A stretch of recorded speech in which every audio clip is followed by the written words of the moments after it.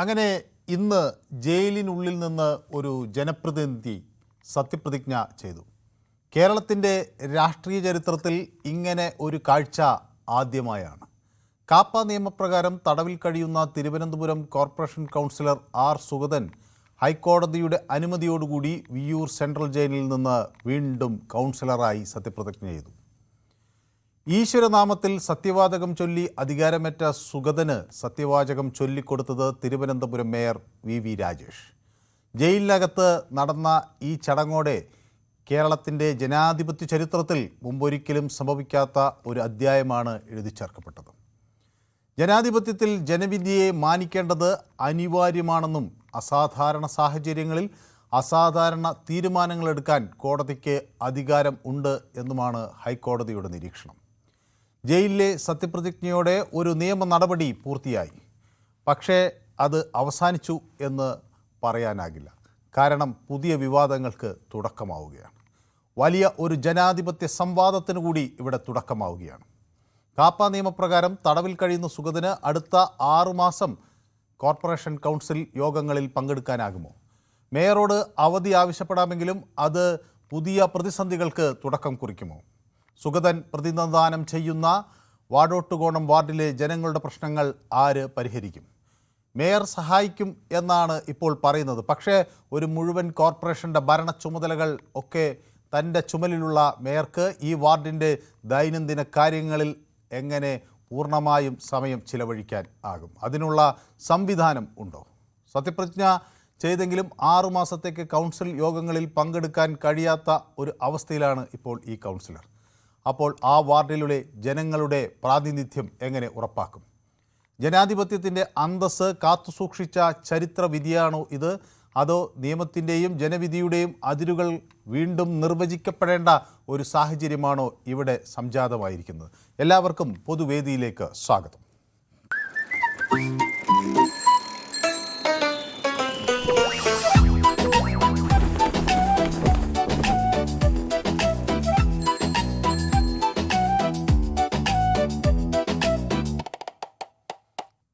ഇന്നത്തെ ഈ സത്യപ്രതിജ്ഞ ചടങ്ങിൽ കോർപ്പറേഷനിൽ നിന്നുള്ള ഉദ്യോഗസ്ഥരെ കൂടാതെ സുഗതൻ്റെ അടുത്ത ബന്ധുക്കൾ ഒക്കെ ജയിലിലെത്തി എന്നാണ് പറയുന്നത്. ജയിലിലെ ലൈബ്രറി ഹാളിൽ വെച്ചായിരുന്നു ചടങ്ങ് സംഘടിപ്പിച്ചത്.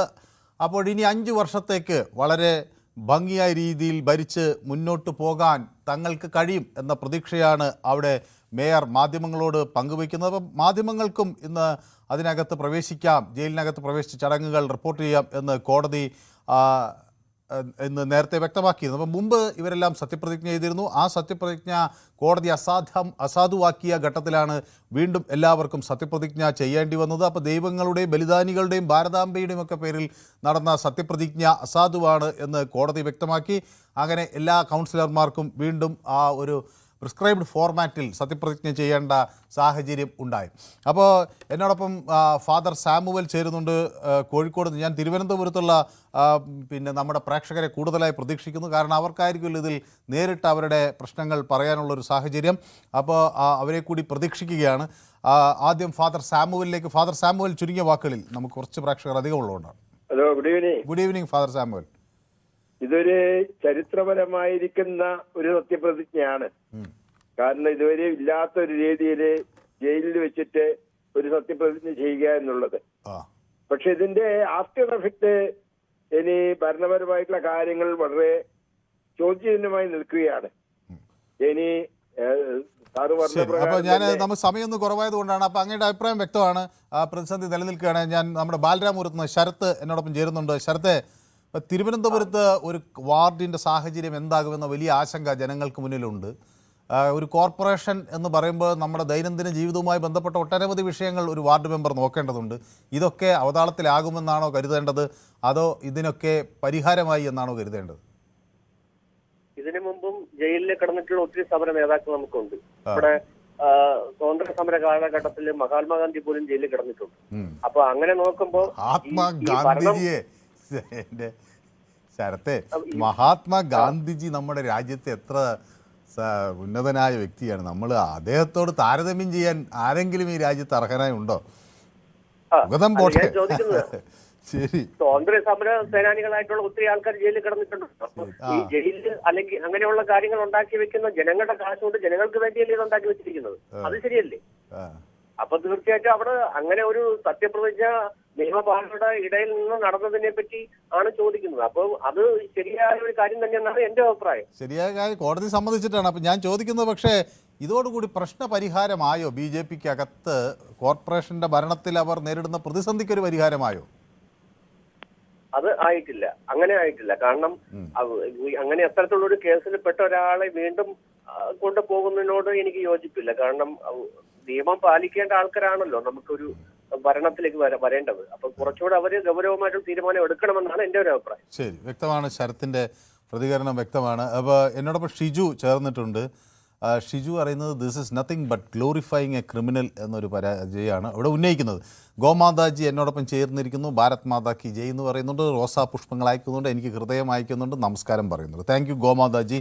അപ്പോൾ AAP leader Tariq Hussain convicted for killing Ankit Sharma എന്ന് പറയുന്നു, ഇൻ്റലിജൻസ് ബ്യൂറോ ഓഫീസർ.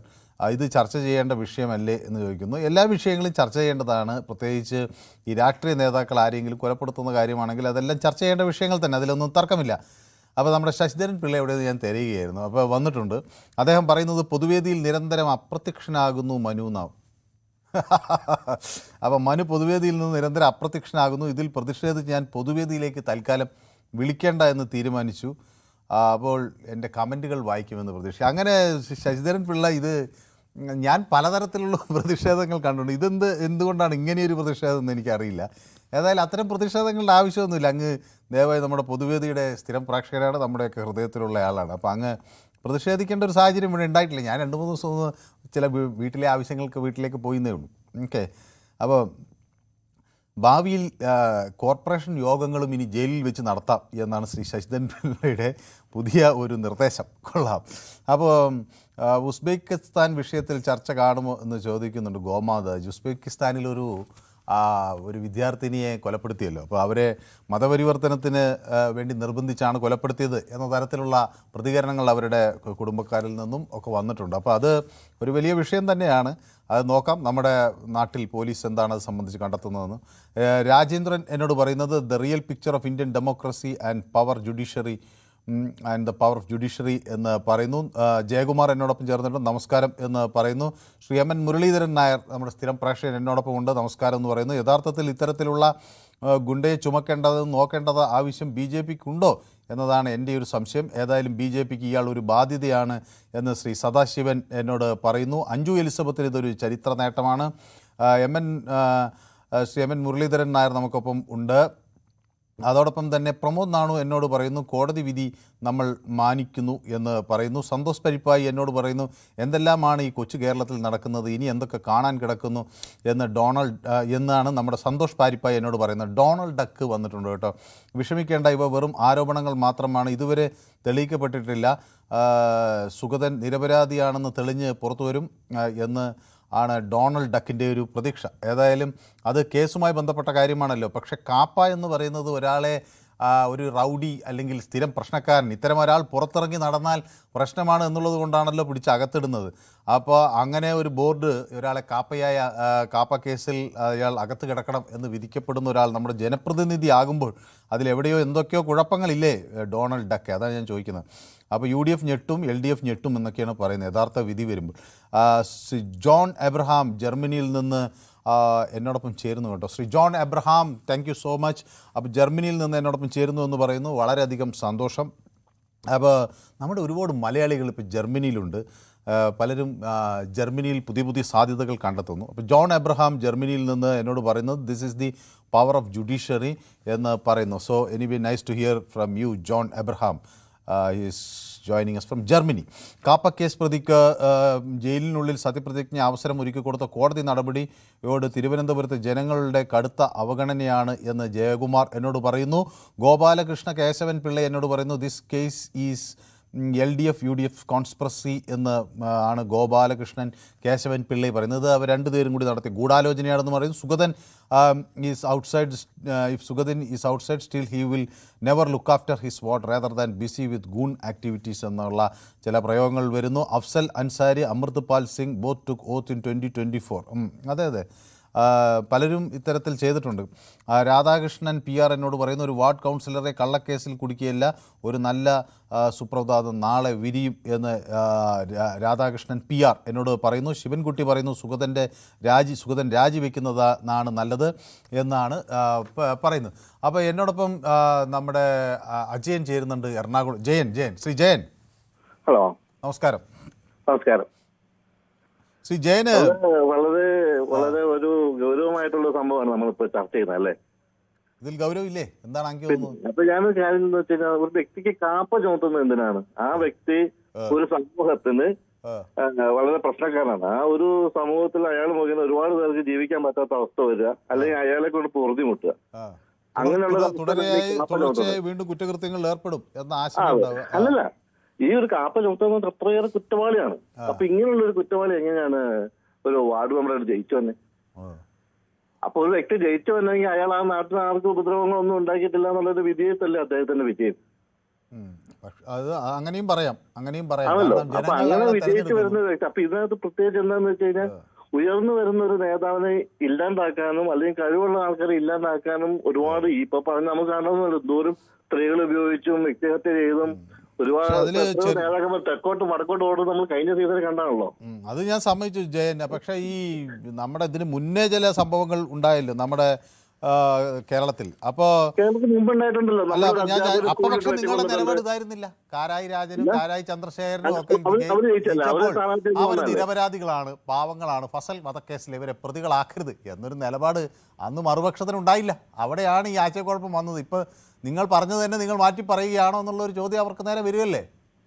ഇത് കൃത്യമായിട്ട് പറഞ്ഞു കഴിഞ്ഞാൽ, ഒരു വിധേയത്ത് വന്നതിന് ശേഷമാണ് ഈ വ്യക്തിയെ സമൂഹം അറിഞ്ഞു തുടങ്ങിയത്, അല്ലേ? അതായത് അല്ലെങ്കിൽ ഒരു വാർഡ് മെമ്പറെ സംബന്ധിച്ച് നമ്മുടെ കേരളത്തിൽ ഇതുപോലെ ചർച്ച ചെയ്യും. കേരളത്തിൽ തോറും ഇപ്പൊ നമ്മൾ ഒരു കേസിൽ ഒരു പ്രതി ശിക്ഷിക്കപ്പെടുന്നു, അയാളെ കൃത്യമായിട്ട് പറഞ്ഞു കഴിഞ്ഞാൽ നിയമത്തിന്റെ അടിസ്ഥാനത്തിലാണല്ലോ. ചിലപ്പോൾ വോട്ടെടുപ്പ് നടത്തിയാൽ അയാൾ നിരപരാധിയാണ് എന്ന് ഒരുപാട് ജനങ്ങൾ വിചാരിക്കും. അല്ല, അയാൾ വാർഡിൽ നിന്ന് ജയിച്ചത് തന്നെ ഇയാൾക്ക് ആ നാട്ടിലുള്ള ആൾക്കാർക്ക് ആക്ഷേപമില്ല എന്നുള്ളതുകൊണ്ടാണല്ലോ. അതാണ് ഞാൻ ചോദിക്കുന്നത്. ഇതേ വാദം തന്നെ നിങ്ങൾ നമുക്ക് ഈ കാരായി രാജന്റെയും കാരായി ചന്ദ്രശേഖരന്റെയും കാര്യത്തിൽ ആപ്ലിക്കബിൾ ആയിരുന്നില്ലേ? അല്ല, ഇത് തെരഞ്ഞെടുപ്പ് വന്നതിന് ശേഷമുള്ള വ്യക്തികാര്യം നമ്മൾ തന്നെ കേരളത്തിലേക്ക് ഈ വ്യക്തി വാർഡ് മെമ്പറെ ജയിച്ചില്ലായിരുന്നെങ്കിൽ ഈ ഒരു സംഭവം കേരളത്തിൽ അങ്ങനെ ചർച്ച ചെയ്യുന്നില്ല, അല്ലേ? BJPയുടെ ഒരു കൗൺസിലർ ആയതിന്റെ പേരിലും BJP ഇവിടെ തിരുവനന്തപുരം ഭരിക്കുന്നു വളരെ ചുരുങ്ങിയ ഒരു ഭൂരിപക്ഷം ഉള്ളതിന്റെ പേരിലും ഈ വ്യക്തിയുടെ ഒരു വോട്ടിന് പ്രാധാന്യം ഉള്ളത് കൊണ്ടുമാണ് ഈ വ്യക്തിക്ക് ഇത്രയേറെ ജനശ്രദ്ധ ആകർഷിക്കുന്നതും ഇത്രയും രാഷ്ട്രീയപരമായിട്ടുള്ള ഒരു സർക്കിളിനകത്ത് ആൾ പെടുന്നതും. അപ്പൊ നമ്മൾ ചർച്ച ചെയ്യുന്നത് എന്താന്ന് പറഞ്ഞു കഴിഞ്ഞാൽ, കൃത്യമായിട്ട് പറഞ്ഞു കഴിഞ്ഞാൽ ഈ വ്യക്തി BJPയുടെ ഒരു ഭാഗമായതുകൊണ്ടും കേസിൽ കുടുക്കിയെന്നാണ് താങ്കൾ പറയുന്നത്. അല്ലെങ്കിൽ ആൾ ജയിച്ചു വന്നല്ലോ. ജയിച്ചു ഒരു സമൂഹം ഇപ്പൊ കോടതി തന്നെ എടുത്ത നിലപാട് നോക്കി. കോടതിക്ക് ജയും ക്രിമിനൽ കുറ്റമായിട്ട് യാതൊരു ബന്ധവുമില്ല കേട്ടോ. എത്രയോ ക്രിമിനൽ കേസിൽ ശിക്ഷിക്കപ്പെട്ട ആളുകൾ ആ കേസിന്റെ നടുവിൽ ജയിച്ചു വന്നിട്ടുണ്ട്. അത് കോടതിയിൽ അത് വേറെ കാര്യം. കോടതി നോക്കുന്നത് അവർക്ക് മുന്നിൽ വരുന്ന തെളിവുകളാണ്. ജനങ്ങൾ അവർക്ക് മുന്നിൽ വരുന്ന പോപ്പുലാരിറ്റി ആയിരിക്കാം, പാർട്ടിക്കായിരിക്കും ചിലർ വോട്ട് ചെയ്യുന്നത്. ഒരുപാട് ഘടകങ്ങളുണ്ട്. ഇപ്പൊ ചില ആളുകൾ പാർട്ടിക്കായിരിക്കും വോട്ട് ചെയ്യുന്നത്, അവരുടെ സ്ഥാനാർത്ഥി ഏത് കേസിൽ എങ്ങനെ പ്രതിയായതെന്ന് ചിലപ്പോൾ അവർ നോക്കില്ല. ചിലപ്പോൾ അവർ ഇപ്പൊ കേരളത്തിന്റെ ഒരു സാഹചര്യം നോക്കുകയാണെങ്കിൽ പലരും BJPക്ക് വോട്ട് ചെയ്തത് നരേന്ദ്രമോദിയെ കണ്ടിട്ടാണ്. അപ്പൊ അതൊന്നും നമുക്ക് പറയാൻ പറ്റില്ല. അങ്ങനെയാണെങ്കിൽ പിന്നെ നമുക്ക് കോടതികൾ ആവശ്യമില്ലല്ലോ. എല്ലാ തെരഞ്ഞെടുപ്പിൽ അവര് മത്സരിച്ചാൽ പോരെ, ഇവര് ജയിക്കുകയാണെങ്കിൽ നല്ല. അല്ല സാർ, ഒരു സംശയം, ഈ വ്യക്തിയുടെ പേരിൽ എന്തെല്ലാം കേസുകളാണ്, ഇദ്ദേഹത്തെ കാപ്പ ചുമത്താൻ പറ്റ എന്തെല്ലാം പ്രശ്നങ്ങളുണ്ട്, ഇതിനെ കുറിച്ച് സത്യം പറഞ്ഞേക്ക് അടുത്ത ആർക്കെങ്കിലും അറിയോ? പിന്നെ അദ്ദേഹത്തിനെതിരെ കൊലക്കേസ് ഉൾപ്പെടെയുള്ള കേസുകൾ വന്നിട്ടുള്ളത് കൊണ്ടല്ലേ പിന്നെ ഈ നടപടികളിൽ പെടാൻ പറ്റുള്ളൂ. അല്ലെങ്കിൽ അത് കോടതി തന്നെ തള്ളിക്കളയില്ലേ? കാപ്പ ചുമത്താൻ പറ്റില്ലെന്ന് പറയില്ലേ?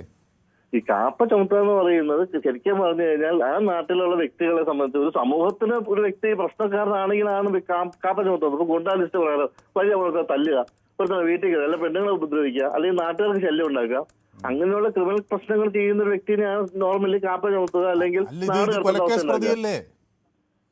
അതല്ലേ പ്രശ്നം, ഇവിടെ കൊലക്കേസ് പ്രതിയായി പോയില്ലേ? പക്ഷെ അത് ഈ പറയുന്ന ഈ കൊലക്കേസ് പ്രതി എന്ന് പറയുന്ന വ്യക്തിക്ക് ഈ നാട്ടില് തെരഞ്ഞെടുപ്പിൽ നിൽക്കാമെങ്കിൽ അല്ലെ, ഈ പ്രതികൾക്ക് നിൽക്കാം. കുറ്റക്കാരനാണെന്ന് കണ്ടെത്തുന്നവരെ പ്രതികൾക്ക് നിൽക്കാം, കുറ്റക്കാരനാണെന്ന് കണ്ടെത്തുന്നവരെ പ്രതികൾക്ക് അധികാരത്തിൽ തുടരാം. ചർച്ചയാക്കേണ്ട കാര്യമുണ്ടെന്നേ. ഇത് ചരിത്രത്തിൽ ആദ്യമായി ഒരു ജയിലിൽ പോയി നിങ്ങൾ പറയുന്നത് എന്താ? ഒരാൾ കുറ്റം ചെയ്തിട്ട് കാപ്പ കേസിൽ പ്രതിയാണ്, അല്ലെങ്കിൽ അയാൾ ഗുണ്ടായാണ്, റൗഡിയാണെന്ന് ഒരു വിഭാഗം പറയുന്നു. അത് ജനങ്ങൾ തിരഞ്ഞെടുത്തപ്പോൾ അയാൾ നല്ലയാളാണെന്ന് കണ്ടെത്തിയല്ലോ എന്നാണ് പറയുന്നത്. അപ്പം നമ്മുടെ ബീഹാറിലൊക്കെ ഉള്ള ഇത് മനസ്സിലാക്കേണ്ടത്, ഇത് വലിയ ബീഹാറിലൊക്കെ ഉള്ള ഇപ്പോൾ ഈ തെരഞ്ഞെടുപ്പിലും അങ്ങനെ ഉണ്ടായിരുന്നു. മുമ്പൊക്കെ അവിടെ ഗുണ്ടാക്കളും ഇതുപോലെ കൊള്ളക്കാരും വലിയ ആളുകളും മാത്രമേ ജയിച്ചിട്ടുള്ളൂ. ഇപ്പോൾ ഫൂലാൻ ദേവി വലിയ നാടറിയപ്പെടുന്ന കൊള്ളക്കാരിയായിരുന്നു. അവർ തെരഞ്ഞെടുപ്പ് ജയിച്ചു, അതുകൊണ്ട് അവർ ചെയ്ത തെറ്റുകൾ ഇല്ലാതാവൂ? ഫൂലൻ ദേവിനെ സംബന്ധിച്ച് ഒരു കാലഘട്ടങ്ങളിൽ പൊതുമാപ്പ് കൊടുത്ത് സമൂഹത്തിന്റെ കുറ്റകൃത്യവും ജനങ്ങളുടെ കുറ്റകൃത്യം ഇന്ന വ്യക്തികൾ കുറ്റകൃത്യം ചെയ്തു, അത് അറിഞ്ഞുകൊണ്ട് തന്നെ അവർക്ക് പൊതുമാപ്പ് കൊടുത്തിട്ട് അവരെ സമൂഹത്തിന് മുഖ്യധാര കൊണ്ടുവന്ന ഒരു കൊള്ള സംഘത്തെ അത് അങ്ങ് പറയുന്നതും ഇതുമായിട്ടുള്ള ഒരു വലിയ പ്രശ്നം എന്താ? ഇത് തന്നെയാണ് ഞാൻ നന്മയിലേക്ക് മാറുകയാണ്. അല്ല, ഒരു വ്യക്തി ഒരു ക്രിമിനൽ നടപടിയുടെ ഭാഗമാണ് എന്ന് പറയുമ്പോൾ തന്നെ നിങ്ങൾ മറ്റേ എതിർവിഭാഗം പലപ്പോഴും ആവശ്യപ്പെടുന്ന എന്താ? രാജിവെക്കണം എന്നല്ലേ? അല്ല, ഞാൻ ചോദിക്കുന്നത് അതല്ല സാറേ, ഞാൻ ചോദിക്കുന്നതല്ല. ഇപ്പൊ ഈ വ്യക്തിനെ സംബന്ധിച്ച്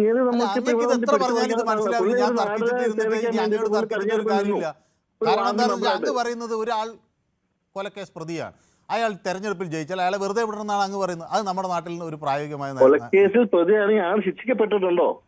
അല്ലെന്ന് ശിക്ഷിക്കപ്പെടുന്നത് വരെ അയാൾ പ്രതിയാണ്, അതുവരെ നമുക്ക് കോടതി അക്യൂസ് ചെയ്തുകൊണ്ട് പ്രതിസ്ഥാനത്താവുന്നല്ലേ? കോടതി തീരുമാനത്തിലല്ലേ പ്രതിയാവുള്ളൂ. പ്രതിയായി കഴിഞ്ഞാൽ വ്യക്തി പിന്നെ പുറത്തു നടക്കൂലല്ലോ. തുടരെ കേസിൽ പ്രതിയാകുന്ന ആളാണ് കാപ്പയിൽ അകത്താകുന്നത്. എന്തായാലും ഈ നിയമവ്യവസ്ഥിതിയാണെങ്കിലും ശരി, ഇപ്പൊ ഈ ഇദ്ദേഹം ജയിച്ചിട്ട് എനിക്ക് ഈ സുഗതനെ സുഗതൻ ശരിയാണോ തെറ്റാണോ എന്ന് എനിക്കറിയില്ല. പക്ഷേ ഒരാൾ ഒരു കേസിൽ പ്രതിയായാൽ അയാൾ ജനങ്ങളുടെ ഇടയിൽ നിന്ന് ജയിച്ചു, അപ്പൊ ഇനി അയാളെ വെറുതെ വിടാം എന്ന് പറയുന്നതിനോട് ആർക്കെങ്കിലും യോജിക്കാൻ പറ്റുമോ? അങ്ങനെയാണെങ്കിൽ പിന്നെ എല്ലാവരും ആ വഴിക്കല്ലേ? അതല്ല പറയുന്നത്. അയാൾ കുറ്റകൃത്യം ചെയ്തിട്ടുണ്ടെങ്കിൽ ആ കുറ്റകൃത്യത്തിന്റെ തെളിവുകൾ കൃത്യമായി ഹാജരാക്കി പിന്നത്തെ കാര്യം ഇപ്പൊ അങ്ങ് പറഞ്ഞു വന്നത് അത് പിന്നത്തെ കാര്യം ഇപ്പൊ അങ്ങ് പറഞ്ഞു വന്നത് എന്താണ്? അയാളെ ജയിപ്പിച്ചല്ലോ, ജനങ്ങൾ ജയിപ്പിച്ചപ്പോൾ അയാൾ നല്ല ആളാണെന്ന് ബോധ്യപ്പെട്ടല്ലോ എന്നാണ് പറയുന്നത്. അങ്ങനെ ബോധ്യപ്പെടില്ല എന്നാണ് ഞാൻ പറയുന്നത്. അല്ല, ജനങ്ങൾ അല്ലെങ്കിൽ വോട്ട് കിട്ടും, അത്രയും. അതെ, ജനങ്ങൾ വോട്ട് ചെയ്യുന്നത് മറ്റു പല ഫാക്ടേഴ്സും ഉണ്ടായിരിക്കാം. അതിൽ ഇപ്പോൾ 1/3 വോട്ട് കിട്ടിയാലോ ചിലപ്പോൾ 10 വോട്ട് കിട്ടിയാലോ ഒക്കെ ഒരു തെരഞ്ഞെടുപ്പിൽ ജയിക്കും. അതിൽ 51% വോട്ട് തന്നെ കിട്ടണമെന്നില്ല. ഞാനൊരു കാര്യം പറയാം, ഇതിനകത്ത് കൃത്യമായിട്ട് വന്ന ഒരു പൊളിറ്റിക്കൽ കോർണറൈസിംഗ് എന്ന് പറയും. അത് വേണമെങ്കിൽ അങ്ങേക്ക് ആരോപിക്കാം. ഇതൊരു പൊളിറ്റിക്കൽ കോർണറൈസിംഗ് ആണ്, ഇയാളെ വ്യക്തിപരമായ കേസുകളിൽ പ്രതിയാക്കിയതാണ്, ഇയാളെ കാപ്പ കേസിൽ കൊടുക്കാൻ നോക്കിയതാണെന്നൊക്കെ അങ്ങേക്ക് ആരോപിക്കാം. പക്ഷെ അങ്ങേക്ക് പറയാൻ പറ്റാത്തൊരു കാര്യം, ഒരാൾ കുറ്റകൃത്യം ചെയ്തു എന്ന നിയമ നടപടിക്ക് നേരിടുമ്പോൾ അയാൾ തെരഞ്ഞെടുപ്പിൽ മത്സരിച്ചെന്ന് അയാൾ പുറത്തു വന്നാൽ അത് ശരിയാണ്, നിരപരാധിയാണ് എന്ന് പറയാൻ പറ്റില്ല. സ്വാഭാവികമായി കോടതി പറയില്ലേ ഒരാൾക്ക് അയാൾ തെരഞ്ഞെടുക്കപ്പെട്ട ആളുടെ സത്യപ്രതിജ്ഞ നടത്തണം, കോടതി അത് സമ്മതിച്ചു. പക്ഷെ ഇതേ കോടതി അയാളെ കാപ്പ കേസിൽ നിന്ന് ഒഴിവാക്കണമെന്ന് പറഞ്ഞിട്ടില്ല. ഇത് കോടതിയുടെ മുമ്പിൽ ഈ കാപ്പ കേസ് വന്നിട്ടുണ്ടെങ്കിൽ ഈ കോടതിക്ക് ഞാൻ പറയാം, ഇത് സ്ഥാനാർത്ഥിത്വ റദ്ദായിരുന്നല്ലോ. ഈ തെരഞ്ഞെടുപ്പിൽ ഈ ആൾക്ക് നിൽക്കാനുള്ള ഇത് അവകാശമില്ലാത്ത ഇത് മുഴുവൻ അങ്ങ് ഇത് തർക്കിക്കുന്നതിന് മുമ്പ് ഇതൊന്നും മനസ്സിലാക്കേണ്ടതാണ്. കാരണം ഒരു ജനപ്രതിനിധിയുടെ അയോഗ്യത വരുന്നത് എപ്പോഴാണ്? അയാൾ 2 വർഷത്തോളം ശിക്ഷിക്കപ്പെടുമ്പോഴാണ്, അല്ലെങ്കിൽ ഒരു വിചാരണയ്ക്ക് ശേഷം ശിക്ഷിക്കപ്പെടുമ്പോൾ. ഈ കാപ്പ നിയമം എന്ന് പറഞ്ഞാൽ കേരളത്തിൽ മാത്രമുള്ള ഒരു സംവിധാനമാണ്. ഈ കാപ്പ ഇത് അങ്ങ് പറയുന്നത് കേൾക്കുന്നില്ല, പിന്നെ എന്നോട് തർക്കിക്കുകയും മനസ്സിലാക്കിയിട്ടില്ല. അതാ ഞാൻ പറയുന്നത്. അപ്പോൾ അതിന് ഒരു വിചാരണയോ അത് കുറ്റനിരപരാധിയെന്ന് തെളിയിക്കാനുള്ള ഒരു അവസരം അയാൾക്ക് കിട്ടുന്നില്ല. തുടരെ കേസുകളിൽ, ക്രിമിനൽ കേസുകളിൽ പ്രതിയാകുന്ന ആളെ കരുതൽ തടങ്കലിൽ വെക്കുന്ന ഒരു സംവിധാനമായിട്ടാണ് ഈ കാപ്പ വരുന്നത്. അതുകൊണ്ടാണ് ഇയാൾ അയോഗ്യനാകാത്തത്. ആ കാപ്പ ഇതിൽ ബാധകമാകില്ല, നിയമപരമായി ബാധകമാകില്ല. അത് ബാധകമാക്കണോ കാപ്പ പ്രതിയല്ലെന്നേ, കാപ്പയിൽ ശിക്ഷിക്കപ്പെട്ടയാളാണ്, കാപ്പ കരുതൽ തടങ്കിൽ വെക്കുന്ന ഒരാളാണ്. ഇതിപ്പോ കൃത്യമായിട്ട് വേറൊരു കാര്യം പറയാം. ഇത് ഒറ്റ എന്റെ ഒരു അഭിപ്രായത്തിൽ ഇതെന്ന് പറഞ്ഞു കഴിഞ്ഞാൽ, ഇതിപ്പോ വേറെ ഏതെങ്കിലും ഒരു പാർട്ടിയുടെ വേറെ ഏതെങ്കിലും ഒരു വലിയ ഒരു, അതായത് ഇപ്പോ അത്ര വലിയ പ്രാധാന്യമില്ലാത്ത ഒരു കോർപ്പറേഷനിൽ ഈ ഒരു വ്യക്തിയാണ് നിൽക്കുന്നതെങ്കിൽ ഇത് ഇത്ര ചർച്ചയാവുന്നില്ല, ജനങ്ങളുടെ ഒരു ഇതാക്കി വരുന്നില്ല. എല്ലാ പ്രതികളും ചർച്ചയാവുന്നു. ഇപ്പൊ കാരായ ചന്ദ്രശേഖരൻ ചർച്ചയായില്ലേ? ഇതെന്ന് പറഞ്ഞാൽ സുഗതനെതിരെ 2 കേസുകളാണുള്ളത്. ആ 2 കേസുകളിൽ അദ്ദേഹത്തിന് ജാമ്യം കൊടുത്തു. അപ്പോൾ ഒന്നിലധികം തുടരെ കുറ്റകൃത്യം ചെയ്യുന്നു എന്ന തരത്തിലാണ് ഈ കാപ്പ ബോർഡ് ഇയാളെ പിടിക്കുന്നത്. അത് വേണമെങ്കിൽ അങ്ങേക്ക് ആരോപിക്കാം. അത് ജയിക്കുന്നതൊക്കെ വേറെ കാര്യമൊന്നും. ഇപ്പം തെരഞ്ഞെടുപ്പിൽ ജയിച്ചുകൊണ്ട് ഒരാൾ നല്ലവനാണെന്ന് പറയാൻ പറ്റുമോ? അത് വേറെ കാര്യം. അത് കുറ്റകൃത്യം എന്ന് പറയുന്ന തെളിവുകളുടെ അടിസ്ഥാനത്തിലാണ് പരിശോധിക്കുന്നത്. അത് ജനങ്ങൾക്ക് ജനക്കൂട്ടം ആൾക്കൂട്ട വിചാരണയൊന്നും നമ്മുടെ നാട്ടിൽ പറ്റില്ല. അത് പഠിച്ച ആളുകളുണ്ട്, അതിന് അഭിഭാഷകരുണ്ട്, നിയമമുണ്ട്. അത് നോക്കിയാണ് ഒരാൾ ശരിയോ തെറ്റോ എന്ന് പറയുന്നത്. നമുക്ക് ആ രാഷ്ട്രീയക്കാർക്ക് വേണമെങ്കിൽ ജനകീയ കോടതിയിൽ ഞാൻ ജയിച്ചു എന്നൊക്കെ പറയാം. പക്ഷേ അതും കോടതി ചിലപ്പോൾ നിരപരാധി എന്ന് പറയും. ചിലപ്പോൾ ജനങ്ങളുടെ വോട്ടിട്ടാൽ അയാൾ ജയിക്കില്ല. പല കേസിലും അങ്ങനെ ഉണ്ടായിട്ടുണ്ട്. കോടതി വെറുതെ വിട്ട ആളുകളെ ഹാജരാക്കുന്ന തെളിവുകൾ മാത്രമേ കോടതി ശ്രദ്ധിക്കുന്നുള്ളൂ. കോടതി അങ്ങനെ ശ്രദ്ധിക്കുള്ളൂ. കോടതിക്ക്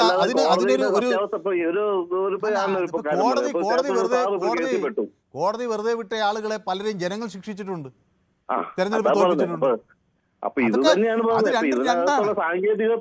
സാങ്കേതികത്വം ഒരു വലിയൊരു ചർച്ചയാക്കുന്ന കാര്യമുണ്ടോ? ശരിക്കും പറഞ്ഞപ്പോ ആവശ്യം ഇപ്പൊ നിലവിൽ ഇപ്പോ കോടതി ഏതായാലും സത്യപ്രതിജ്ഞ ചെയ്യാനായിട്ട് തീരുമാനിച്ചു. ഇനിയിപ്പോ ഒരു 6 മാസത്തേക്ക് ആ വ്യക്തിക്ക് ഇനി അടുത്ത കടമയുണ്ടല്ലോ. കോർപ്പറേഷൻ കൗൺസിൽ, അതാണ് നമ്മളുടെ മുന്നിലെ ഒരു വിഷയം. ഇങ്ങനെ ഒരു ആൾ സത്യപ്രതിജ്ഞ ചെയ്താൽ ഇനി കോർപ്പറേഷന്റെ തുടർ നടപടികളിൽ എന്ത് പ്രതിസന്ധിയിലേക്ക് കടക്കും? കേരളത്തിൽ ആദ്യമായി BJP ഒരു കോർപ്പറേഷനിൽ അധികാരത്തിൽ വന്നിരുന്നാൽ അവർക്ക് ഈ പ്രശ്നങ്ങൾ 5 വർഷത്തേക്ക് പരിഹരിക്കാൻ കഴിയുമോ? അവരെ എല്ലാവരും കൂടി ചേർന്ന് പുറത്താക്കുമോ? അങ്ങനെ വലിയ ചർച്ചകളല്ലേ ഇത് വഴിവെക്കുന്നത്, അങ്ങനെ വലിയ സംവാദങ്ങൾക്കല്ലേ? എന്തായാലും ഒരു 10,000 കൂടുതൽ ആൾക്കാർ വരില്ലല്ലോ ഒരു വാർഡില്. ഒരു 10,000-3,000 അല്ലേ മാക്സിമം. അതെന്തോ ആയിക്കോട്ടെ, അതും ഇതുമായിട്ട് അങ്ങനെ ഒരു വാർഡിന്റെ കാര്യത്തിൽ എന്തായാലും ഇപ്പൊ നമ്മൾ നിലവിൽ ഇപ്പൊ ഈ ഏതെങ്കിലും 2 വാർഡ് മെമ്പറിൽ ഒരു വാർഡ് കൂടി അവിടെ ശ്രദ്ധിക്കേണ്ടി വരും എന്നുള്ള വിശ്വാസത്തിലും കൂടി ഒരു കൗൺസിലർ മതിയായിരുന്നില്ല. ഇത്രയും കൗൺസിലർമാരെ നമ്മൾ വെറുതെ പൈസയും കൊടുത്ത് അവിടെ അയക്കേണ്ടിയിരുന്നില്ല. അനുകൂലമായ രീതിയിൽ അതൊക്കെ 2 പേർക്ക് ഒരു ആൾക്കാരെ 2 വാർഡ് നോക്കാമെന്നെങ്കിൽ എങ്കിൽ പിന്നെ 101 കൗൺസിലർമാരുടെ ആവശ്യമില്ലല്ലോ, 51 പേര് പോരെ. സംസാരിച്ച് അങ്ങ് മനസ്സിലായി എനിക്ക്. ഓക്കെ. അപ്പോൾ എന്നോടൊപ്പം മറ്റു ജില്ലാ പ്രേക്ഷകർ കൂടി ചേരുന്നുണ്ട്. സൂപ്പി വെള്ളമുണ്ടയിൽ നിന്ന്. സൂപ്പി ഇങ്ങനെ സംസാരിച്ച് സമയം പോയി പെട്ടെന്ന്. സൂപ്പിക്ക് എന്തോ പ്രശ്നം പറ്റി. അപ്പോൾ എന്നോടൊപ്പം വിജയകുമാർ പട്ടാമ്പിയിൽ നിന്ന് ചേരുന്നു. ശ്രീ വിജയകുമാർ, ചുരുങ്ങിയ വാക്ക്. ഇത് മറ്റേ ശരിക്കും ആ സത്യപ്രതിജ്ഞ ചെയ്യുന്ന സമയത്ത് തന്നെ എല്ലാവർക്കും പൊതുവെ അറിയുന്ന കാര്യമാണ്, ദൈവത്തിന്റെ പേരിൽ അല്ലെങ്കിൽ ദൃഢപ്രതിജ്ഞ പറ്റുള്ളൂ. ആ സമയത്ത് പിന്നെ ഒരു ദൈവത്തിന്റെ പ്രത്യേക പേരായിട്ട് പറയാൻ പാടില്ല, അല്ലെങ്കിൽ അമ്മയുടെ പേര് അച്ഛന്റെ പേരെന്നൊന്നും പറയാൻ പാടില്ല എന്ന് സത്യപ്രതിജ്ഞ ശരിക്കും എല്ലാവർക്കും അറിയുന്ന, ഇതിനെപ്പറ്റി ധാരണയുള്ള ആൾക്കാർക്ക് അറിയാം. അപ്പൊ ആ സമയത്ത് തന്നെ തിരുത്തായിരുന്നു, പറ്റിയിട്ടുണ്ട്. അപ്പൊ അത് തിരുത്താണ് വേണ്ടിയിരുന്നത്. നിയമപ്രശ്നം അങ്ങനെയാണല്ലോ ഉണ്ടായത്. ആ സത്യപ്രതിജ്ഞ വീണ്ടും ചെയ്യേണ്ടി വന്ന അതുകൊണ്ടാണല്ലോ.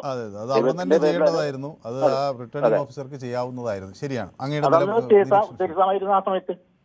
ശരി, വ്യക്തമാണ്. അപ്പോൾ എന്നോടൊപ്പം ഒരു പ്രേക്ഷകനുള്ളത് മഹിയാണ്, കിള്ളിപ്പാളത്ത് നിന്ന്. മഹി, ചുരുങ്ങിയ വാക്കുകൾ, സമയം ഇങ്ങനെ അതിക്രമിക്കുന്നു.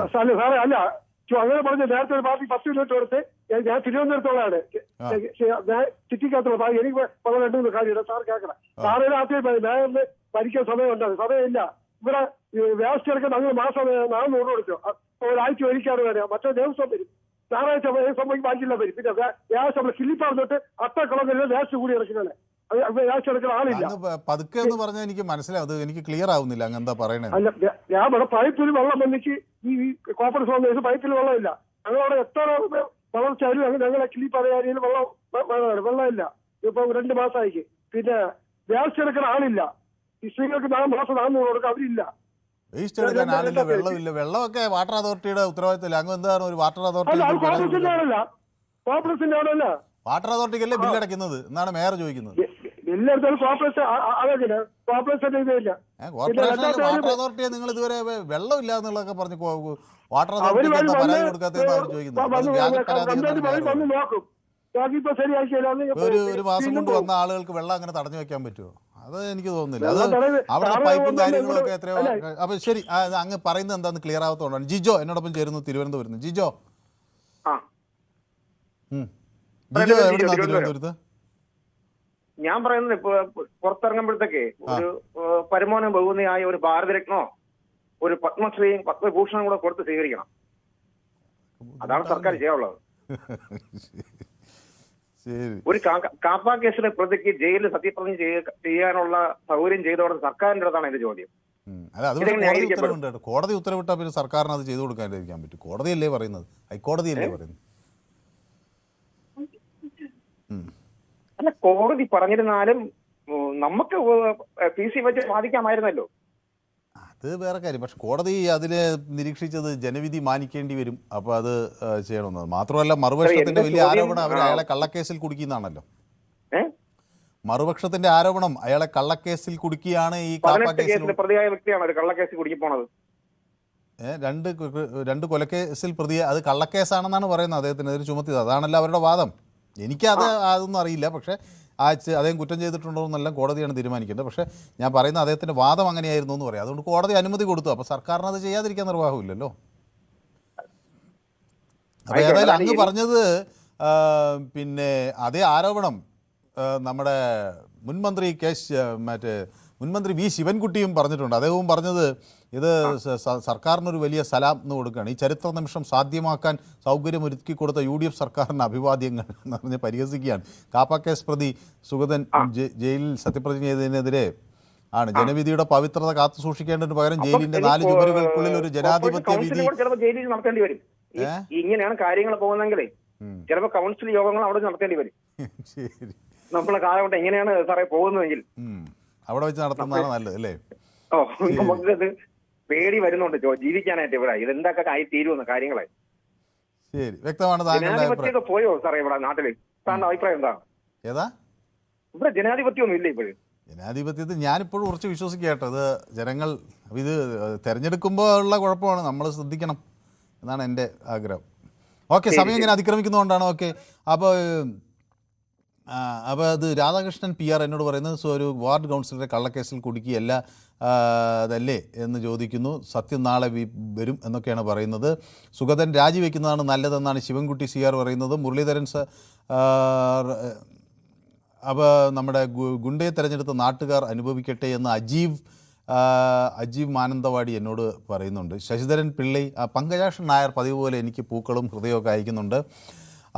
മെമ്പറുടെ ഒപ്പോ മറ്റോ എന്തെങ്കിലും സഹായം വേണമെങ്കിൽ വിയൂർ സെൻട്രൽ ജയിലിൽ പോകേണ്ട വല്ലാത്തൊരു ഗതികേടിലാണ് നാട്ടുകാർ എന്നാണ് നമ്മുടെ ശ്രീ ശശിധരൻ്റെ പ്രതികരണം. ടോം പറയുന്നതിനോട് തിരുവനന്തപുരത്ത് താമസിക്കുന്ന നല്ല നിലയിൽ ഭരണമാണ് നഗരസഭ കാഴ്ചവെക്കുന്നത്. പക്ഷേ ഇടതും വലതും സമ്മതിക്കുന്നില്ല. വല്ലാത്ത അവസ്ഥ. ചവറുകൾ കൊണ്ടിടും, വെള്ളം കൊടുക്കാതെ അടച്ചു വയ്ക്കുക എന്നതൊക്കെ മറുഭാഗം രാഷ്ട്രീയ പ്രേരിതമായി ചെയ്യുകയാണെന്നാണ് ടോം പറയുന്നത്. അപ്പോൾ ടോം തിരുവനന്തപുരത്ത് താമസിക്കുന്ന ഒരാളാണ്. നല്ല പ്രവർത്തനം അവിടെ കൗൺസിലർ കാഴ്ചവെക്കുന്നു എന്നാണ് അദ്ദേഹത്തിൻ്റെ അഭിപ്രായം. ശിവദാസൻ TK എന്നോട് പറയുന്നു, BJP face the problem in power, it will create bad image to Kerala politics, but BJP has upper hand in India now എന്ന് പറയുന്നു. അപ്പോൾ ഡൽഹിയിൽ കേജ്രിവാൾ ജയിലിൽ കിടന്ന് ഭരണം നടത്തിയല്ലോ എന്ന് എന്നോട് ലാലു D ചോദിക്കുന്നു. അതോടൊപ്പം തന്നെ ഏറ്റവും കൂടുതൽ ക്രിമിനലുകളുള്ള ഗുണ്ടാ പാർട്ടിയാണ് CPM എന്നാണ് സിന്ധുവിൻ്റെ പരാതി. ഇപ്പോൾ കോൺഗ്രസ് ഏതാണ്ട് അതുപോലെയൊക്കെയാണ്. അപ്പോൾ അതുപോലെ അവർ ഒരു കാര്യം പറയുന്നുണ്ട്, അള്ളാഹുവിൻ്റെ നാമത്തിൽ സത്യപ്രതിജ്ഞ ചെയ്താൽ കുഴപ്പം ഇല്ല എന്ന് പറയുന്നുണ്ട്. അത് അങ്ങനെയല്ല. അള്ളാഹു എന്ന് വെച്ചാൽ ദൈവം എന്ന അർത്ഥത്തിലാണല്ലോ പറയുന്നത്. അപ്പോൾ അത് കുഴപ്പമില്ല എന്നാണ് കോടതി അന്ന് വ്യക്തമാക്കിയിരുന്നത്. ഇത് നിയമജ്ഞർ ഇത് പഠിച്ച് കൃത്യമായി പറയുകയാണല്ലോ. അപ്പോൾ നമ്മളതല്ലേ ഫോളോ ചെയ്യേണ്ടത്. സുഗതൻ്റെ വാർഡിൽ ഇനി എങ്ങനെ പ്രവർത്തനം നടക്കും എന്ന് സുഗതൻ്റെ വാർഡിൽ ഇനി ഇങ്ങനെ പ്രവർത്തനം നടത്തുമെന്നാണോ മനുവിൻ്റെ സംശയം എന്നാണ് എന്നോട് ലല്ലു ചോദിക്കുന്നത്. അല്ല, ഞാൻ ചോദിക്കുന്നത്, ഇത് ഒരു ഭരണ പ്രതിസന്ധി ഉണ്ടാക്കില്ലേ ആ വാർഡിലെ ആളുകൾക്ക്? അവരുടെ കൗൺസിലർ അവരെ കാണാൻ കഴിയണ്ടേ? അതിനാണല്ലോ ആളുകൾ തിരഞ്ഞെടുത്തിരിക്കുന്നത്. അപ്പം ഇതൊക്കെ ഒരു വലിയ പ്രതിസന്ധി ഉണ്ടാക്കില്ല. ഇത് അതിജീവിക്കാൻ എളുപ്പമാണോ എന്നതാണ് എൻ്റെ ചോദ്യം. സ്ത്രീ പീഡന കേസിലെ പ്രതിക്ക് പൊതുവേദി അവതരിപ്പിക്കാവൂ. ഓക്കെ, മോഹനൻ EV എന്നോട് പറയുന്നു. അത് ഞാനതിന് മറുപടി കുറേ കൂടെ വിശദമായിട്ടൊരു ദിവസം പറയാം. Shobha would have faced the same if she won എന്ന് എന്നോട് ഷിജു പറയുന്നു. പൊതുവേദിയിൽ വന്നിങ്ങനെ തർക്കിച്ച ഒരു കാര്യമില്ല, പോയി വാദിച്ച് കോടതിയിൽ എന്നിട്ട് നിരപരാധിയാണ് എന്ന് തെളിയിക്കുക, അതാണ് നല്ലതെന്ന്. ശരി, ജയൻ കൊച്ചി ചിലരൊക്കെ വിമർശിക്കുന്നുണ്ട്. കേരളത്തിൽ ഇന്ത്യ മുന്നണി പ്രാബല്യത്തിൽ വരുന്ന ലക്ഷണം കാണുന്നു എന്ന് എന്നോട് നന്ദകുമാർ പറയുന്നു. ഗിരീഷ് തൊടുപുഴയിൽ നിന്ന് എന്നോട് പഞ്ചേരുന്നു. ഗിരീഷ്, ചുരുങ്ങിയ വാക്കുകൾ, സമയം എങ്ങനെ പോകുന്നു? എനിക്ക് പറയാനുള്ളത് എന്താന്ന് വെച്ചിട്ടുണ്ടെങ്കിൽ ഇത് ഇടതും വലതും കൂടെ കൂടി ചേർന്നിട്ട് ഉള്ള ഒന്നിച്ചൊരു പ്ലാനിംഗ് ആണ്. ഇത് ഇന്ത്യ മുന്നണിയുടെ സംഗതി തന്നെ. ഇന്ത്യ മുന്നണി അത് BJP ആദ്യമായിട്ട് അത് തന്നെ. അല്ലെങ്കിൽ ഒരു കാര്യം പറഞ്ഞോട്ടെ, ഈ അത്രയ്ക്ക് ഈ കാപ്പ കേസ് പ്രതിയാണെങ്കിൽ ഒറ്റ സുപ്രഭാതത്തിൽ കാപ്പ കേസ് പ്രതിയായതല്ല, വളരെ സ്ഥിരം പ്രശ്നക്കാരായിരിക്കണം, അല്ലെങ്കിൽ കുറെ നാളുകളായിട്ട് ഇങ്ങനെ സമൂഹത്തിന് പ്രശ്നം ഉണ്ടാക്കും എന്നുള്ള രീതിയിൽ ഉള്ള ആളായിരിക്കണം. അങ്ങനെയുള്ള ഒരാൾ എങ്ങനെയാണ് ഈ നാട്ടുകാർ തന്നെ പുള്ളി കാസർഗോഡ് നിന്ന് വന്നിട്ട് തിരുവനന്തപുരത്ത് മത്സരിച്ച ആളല്ലല്ലോ. ഈ സ്വന്തം വാർഡിൽ ആ നാട്ടുകാരെ അറിയുന്ന ആൾക്കാരാണ് വോട്ട് ചെയ്താണ് ആ മനുഷ്യൻ ജയിച്ചു വന്നേക്കണേ. അപ്പൊ അദ്ദേഹം ജയിച്ചു വന്നിട്ട് ഇങ്ങനെ സംഗതി ഉണ്ടായപ്പോ എന്തെങ്കിലും ഒരു പ്രതിസന്ധി കോർപ്പറേഷനിൽ ഉണ്ടാക്കാൻ പറ്റുമെന്ന് തോന്നിയപ്പോ ഇടതും വലതും കൂടെ കൂടി ചേർന്നിട്ട് ഒരു പണി കൊടുക്കുന്നു. അത്ര അതിന്റെ കാര്യമുള്ളൂ. ശരി, ഓക്കെ. അപ്പൊ ഹസീം എന്നോടൊപ്പം ചേരുന്നു കോട്ടയം നിന്നാണ്. ഹസീം, ഹലോ സാറേ, നമസ്കാരം. എന്റെ ഒരു അഭിപ്രായം എന്ന് പറയുന്നത്, കേരളത്തിലെ ചരിത്രത്തിൽ BJP ഒരു കോർപ്പറേഷനിൽ അധികാരമേറ്റിട്ട് അവിടെ ഇത്രയും നാണം കെട്ട ഒരു രീതിയിൽ നമ്മുടെ ചരിത്രത്തിൽ ഇന്ന് വരെ കണ്ടിട്ടില്ലാത്ത ഒരു രീതിയാണ് ഇന്നിപ്പം നടന്നത്. കാരണം എന്താണെന്ന് വെച്ചാല്, ഇവരുടെ ഈ സ്ഥാനാർത്ഥിയെ നിയമിക്കുന്ന സമയം, ആ സമയത്ത് ഇവർക്ക് അന്വേഷിച്ചല്ലേ അവർ ചെയ്യണ്ടേ? ഒരു കൗൺസിലർ എന്ന് പറയുമ്പം ആ വാർഡിനെ പ്രതിനിധീകരിക്കുന്ന ആളാണ്. ആ ആള് എത്രത്തോളം യോഗ്യരാണ് എന്ന് അവരാണ് നോക്കി വേണം ഈ കാര്യങ്ങൾ ചെയ്യാൻ വേണ്ടി. ഇതൊന്നും നോക്കാതെ ആർക്കും എങ്ങനെയും കയറി ചെന്ന് അവർക്ക് എങ്ങനെയും ഭരണം പിടിക്കണം, അതിനുവേണ്ടി മാത്രം തെരഞ്ഞെടുത്ത ഒരാള്. ആ ആള് കേരളത്തിന്റെ ചരിത്രത്തിൽ ഇപ്പം BJP ഒരു ഇതിലേക്ക് വന്നിട്ട് അവിടെ ജയിലിൽ പോയി സത്യപ്രതിജ്ഞ ചെയ്ത ഒരു പാർട്ടി എന്നുള്ള ഇതിലേക്ക് വന്നില്ലേ BJP? ഇത്രയും നാണം കെട്ടുപോയ ഒരു സാഹചര്യം BJPക്ക് കേരളത്തിൽ ഉണ്ടായിട്ടുണ്ടോ? വ്യക്തമാണ് താങ്കളുടെ പ്രതികരണം. അപ്പൊ ശ്രീ പ്രസന്നൻ കൂടി എന്നോടൊപ്പം ചേരുന്നത് മാളയിൽ നിന്നാണ്. ശ്രീ പ്രസന്നൻ, നമസ്കാരം സാർ. ഇത് ഞാൻ നോക്കിക്കാണുന്നത്, അതായത് രാഷ്ട്രീയ അതിപ്രസരത്തിന്റെ ഒരു പ്രശ്നമാണിത്. അതായത് ഇടതുപക്ഷം ഭരിച്ചിരുന്ന സമയത്താണ് ഇവിടെ കാപ്പ ചുമത്തി കേസുണ്ടാക്കിയത്. പിന്നെ അതിനുശേഷം UDF വന്നു കഴിഞ്ഞപ്പോ അവർക്കും അതേ പാത തന്നെ തുടരേണ്ട വന്നു. അല്ലെങ്കിൽ പിന്നെ ഈ UDFും BJPയും ഒത്തുകളിയാണെന്ന് പറയും. ആ പരാതി കേൾക്കാതിരിക്കാൻ, ഞാൻ നോക്കി കാണുന്നതാണിത്, ആ പരാതി കേൾക്കാതിരിക്കാൻ വേണ്ടിയിട്ടാണ് ആ കേസ് അങ്ങനെ തന്നെ തുടർന്നു പോകുന്നത്. ഇതിൽ അത്രയ്ക്ക് സീരിയസ് ആയ കാര്യങ്ങളുണ്ടോ എന്ന് എനിക്ക് തോന്നുന്നില്ല. കാരണം വെച്ചാൽ ഈ ഇലക്ഷനിൽ ജയിച്ചു വന്നു എന്നുള്ളതാണ്, പ്രാദേശികമായിട്ട് ജയിച്ചു വന്നു എന്നുള്ളതാണ് ഞാൻ ഇന്ന് കാണുന്നത്. അപ്പൊ അത്ര വലിയ മാരകമായ ഒരു പ്രതി ആണോ ഈ വ്യക്തി എന്നുള്ളത് സംശയമുണ്ട്. അതായത് ഈ അതിപ്രസരം, BJPയുടെ RSSനോടുള്ള ഈ അതിപ്രസരം മൂത്ത് കണ്ണു കാണാൻ പാടില്ലാത്ത വിധത്തിലായിരുന്നു എനിക്ക് സംശയമുണ്ട്. കാരണം ഇപ്പൊ എല്ലാവർക്കും BJPക്കാരന് ഓരോ പൊസിഷനിലെത്താൻ പറ്റൂല. ഈ കമ്മ്യൂണിസ്റ്റുകാർക്കും കോൺഗ്രസ്സുകാർക്കും ഇപ്പൊ APPമാരായിട്ടൊക്കെ ജോലി കൊടുത്തിട്ട് കുഴപ്പമില്ല. കമ്മ്യൂണിസ്റ്റുകാർ അല്ല, BJPക്കാരന് അതിൽ വന്നത് വലിയ പോരായ്മയായിട്ട് കാണുന്നത്. രാജ്യം ഭരിക്കുന്ന പാർട്ടിയാണ്, ഇവരും ജനങ്ങളും ജനിച്ചു പോയില്ലേ മനുഷ്യന്മാരായിട്ട്. BJPക്കാരും അവർക്കും തുല്യാവകാശം കൊടുക്കേണ്ടതല്ലേ? അവരെ മാറ്റി നിർത്തിക്കൊണ്ട് മുന്നോട്ട് പോകാൻ പറ്റുമോ? എനിക്ക് തോന്നണില്ല BJPക്കാരെ മാറ്റി നിർത്തിക്കൊണ്ട് ഈ രാജ്യം മുന്നോട്ട് പോകാൻ പറ്റുന്നു ഇന്നത്തെ സാഹചര്യത്തിൽ. പിന്നെ വെറുതെ കിടന്ന് ഉറക്കം ഇല്ലാണ്ട് ഇങ്ങനെ കിടന്ന് തല്ലി അലമ്പാ വിഷമം. അതായത് BJP തിരുവനന്തപുരത്ത് അധികാരത്തിൽ വന്നതിന്റെ പേരിലുള്ള വിഷമം ഇങ്ങനെ തിളച്ച് ഇങ്ങനെ നടക്കാന്നല്ലാണ്ട് അതില് അത് BJP. ശരി, സമയം അങ്ങനെ അതിക്രമിക്കുന്നുണ്ട്. എനിക്ക് ചെറിയ ഇടവേള അനിവാര്യമായി വേണം. അപ്പോൾ സന്തോഷ് പരിപ്പായി എന്നോട് പറയുന്നത്, എല്ലാ ക്രിമിനലുകളെയും പിടിച്ച് തെരഞ്ഞെടുപ്പിൽ നിർത്തുക, ജയിച്ചാൽ അവരെ വിശുദ്ധരായി മാറും, അപ്പോൾ കോടതിയും പോലീസും പിന്നെ ഒന്നും വേണ്ടല്ലോ, ഇതല്ലേ എളുപ്പ വഴി എന്നാണ് ചോദിക്കുന്നത്. ഓക്കെ, അപ്പോൾ അങ്ങനെയും ചെയ്യാം. അല്ല, അങ്ങനെ ചെയ്യാൻ പറ്റില്ല. അപ്പോൾ VD സതീശൻ സർക്കാർ BJPയുടെ ആവശ്യത്തെ കോടതിയിൽ എതിർത്തില്ല എന്ന് മാത്രമല്ല, സത്യപ്രതിജ്ഞ ചെയ്യാൻ ജയിലിൽ സൗകര്യം ഒരുക്കാൻ ഉറപ്പ് നൽകി കൊടുക്കുകയും ചെയ്തു എന്നാണ് നമ്മുടെ AK കൃഷ്ണൻകുട്ടി പറയുന്നത്. ഓക്കെ, അപ്പോൾ എനിക്കൊരു ചെറിയ ഇടവേള അനിവാര്യമാണ്. ഞാൻ ആ ഒരു ഇടവേള എടുത്ത് പെട്ടെന്ന് മടങ്ങിയെത്താം. Short break.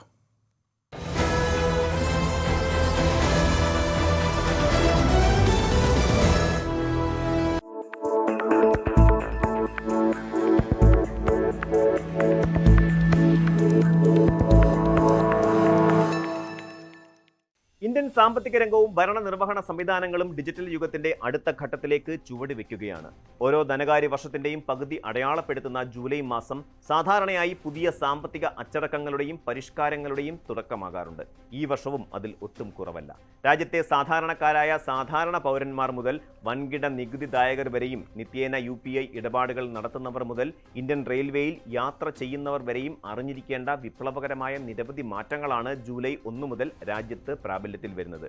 ഈ പരിഷ്കാരങ്ങൾ കേവലം ഒരു ചുവപ്പ് നാട മാറ്റമല്ല, മറിച്ച് രാജ്യത്തെ സാമ്പത്തിക വ്യവസ്ഥയിൽ സുതാര്യത ഉറപ്പാക്കാനും സാമ്പത്തിക തട്ടിപ്പ്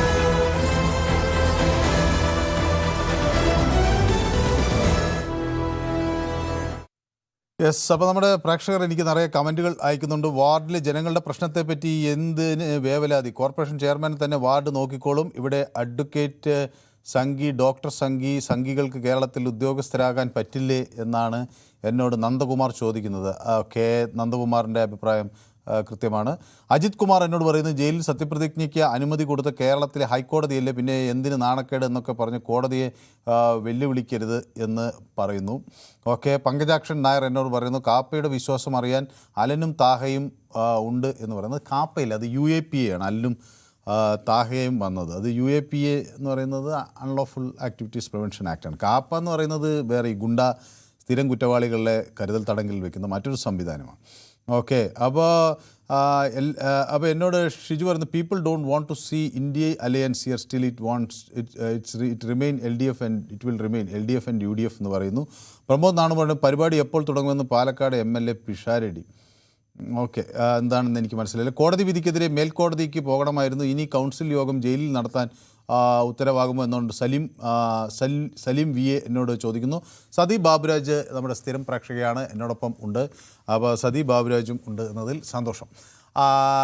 അപ്പോൾ നമ്മുടെ ശ്രീ റഷീദ് കൊയിലാണ്ടി ചുരുങ്ങിയ വാക്കുകളിൽ, സമയം ഇങ്ങനെ അതിക്രമിക്കുന്നു, അധികം ഇല്ല സമയം, ചുരുങ്ങിയ വാക്കുകൾ. കേരളത്തിൽ നമ്മളെ നാളിതുവരെ കേൾക്കാത്ത ഒരു സംഭവത്തിന് ഇന്ന് നമ്മളൊക്കെ സാക്ഷിയായിരിക്കുകയാണ്. ഒരു ജയിലിൽ നിന്ന് ഒരു സത്യപ്രതിജ്ഞ, പരസ്പരം ഹസ്തദാനങ്ങളില്ലാതെ, പരസ്പരം മുഖത്തോട് മുഖം നോക്കാതെ സത്യപ്രതിജ്ഞ ചെയ്യുന്നു, ചെയ്യുന്നു. അതും ഒരു കാപ്പ പ്രതി.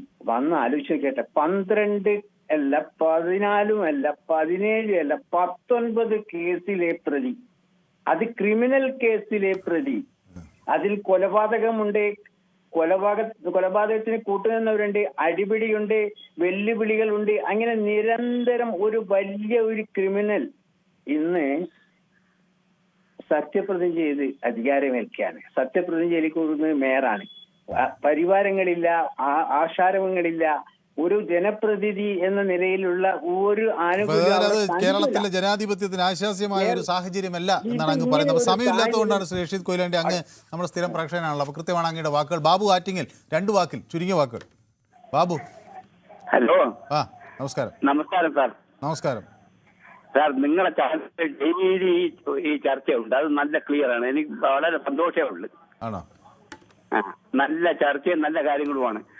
ഞാൻ ഇന്ത്യ വിഷയത്തിൽ ജയഹിന്ദിൽ വിളിക്കും, മനോരമയിൽ വിളിക്കും, പക്ഷെ ഇത്രയും നല്ല ക്ലിയർ ആയിട്ടുള്ള ചർച്ച സാർ നിങ്ങളുടെ ചാനലിലെ ഉള്ളു സാർ, ന്യൂസ് 18.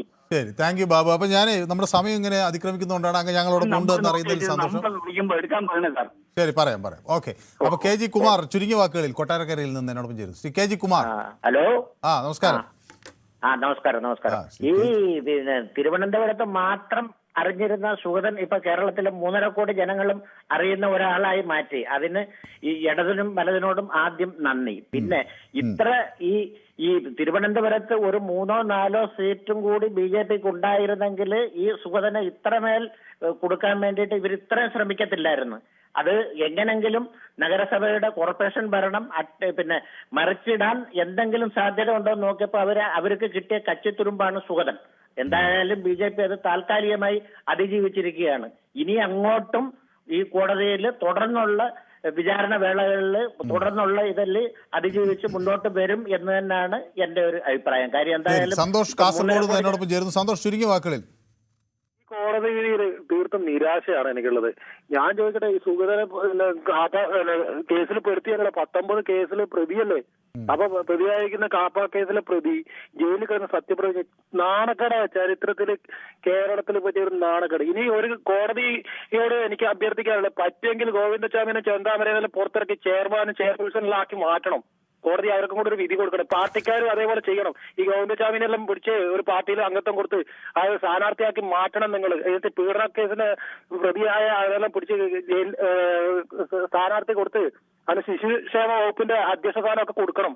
പാർട്ടിക്കാരും കൂടെ ചിന്തിക്കണം. ഏത് ഈ കേസിനും അതിനും പോകുന്നവരെ പിടിച്ച് സ്ഥാനാർത്ഥിയാക്കുന്നത്. ഇപ്പൊ CPM കോൺഗ്രസും ഒന്നും പറഞ്ഞിട്ടല്ല. CPM-ന്റെ തന്നെ നമുക്കറിയാം, പയ്യന്നൂര് പോലീസിനെ ബോംബ് കേസില് പ്രതിയാണ്, ബോംബെറിഞ്ഞ കേസിലെ പ്രതിയെ ജയിച്ചത്.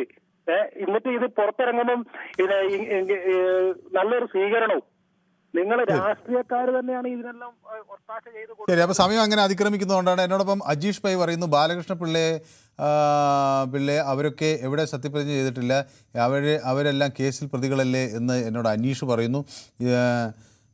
അപ്പോൾ ഗോമാദേജ് please don't allow callers to demean people who support BJP or Israel. Last week Rasheed Koyilandy demean David Vijayanagar very badly എന്ന് പറയുന്നു. അങ്ങനെ സാധിക്കില്ല. നമ്മൾ റഷീദ് കൊയിലാണ്ടി നമ്മുടെ ഒരു സ്ഥിരം പ്രേക്ഷകനാണ്. അദ്ദേഹം സഭ്യമായ ഭാഷയിലാണ് എപ്പോഴും പ്രതികരിക്കാറുള്ളതെന്നാണ് ഞാൻ വിചാരിക്കുന്നത്. ഞാൻ അങ്ങനെ കേട്ടിട്ടുള്ളൂ. ഞാനില്ലാത്ത സാഹചര്യത്തിൽ എനിക്കറിയില്ല. വളരെ സൗമ്യമായി കാര്യങ്ങൾ കൈകാര്യം ചെയ്യുന്ന പ്രേക്ഷകർ പറഞ്ഞു മുഴുമിക്കുന്നതിന് മുമ്പ് താങ്കൾ മുഴുമിപ്പിക്കരുത് എന്ന് പറയുന്നു.